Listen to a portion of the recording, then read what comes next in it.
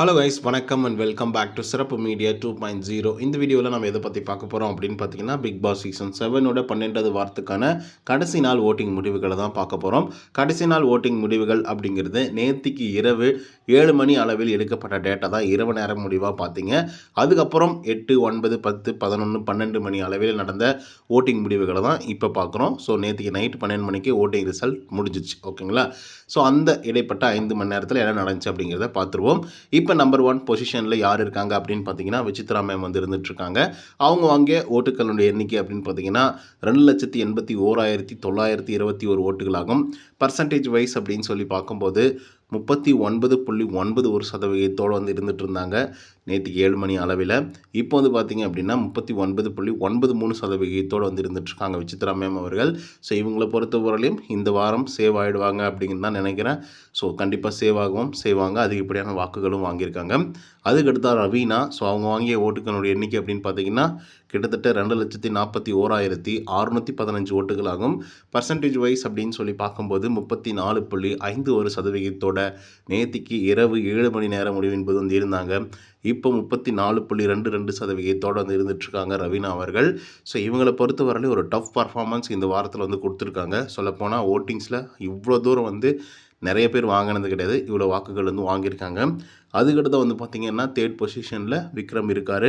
அவர் வாங்கிய ஓட்டுகளுடைய எண்ணிக்கை அப்படின்னு பார்த்தீங்கன்னா 1,82,474 ஓட்டுகளாகும். பர்சன்டேஜ் வைஸ் அப்படின்னு சொல்லி பார்க்கும்போது 25.57% நேற்றுக்கு இரவு நேரம் 7 மணி முடிவில் வந்து இருந்தாங்க. இப்போ வந்து பார்த்திங்க அப்படின்னா 25.85% வந்து இருந்துகிட்ருக்காரு விக்ரம் அவர்கள்.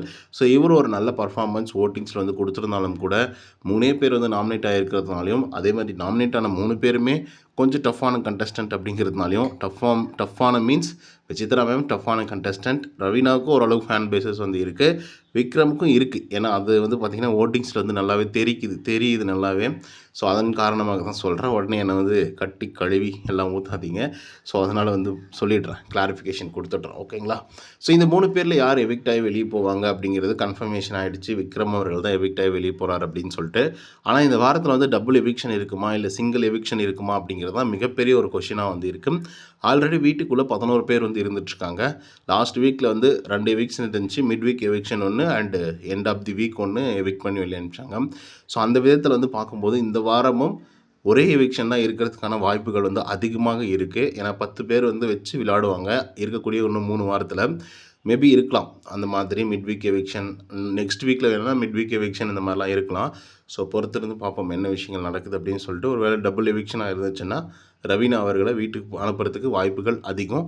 இல்லை ரவீனா வச்சுக்கணும்னு நினச்சாங்கன்னா சிங்கிள் எவிக்ஷன் மட்டும் வைப்பாங்க.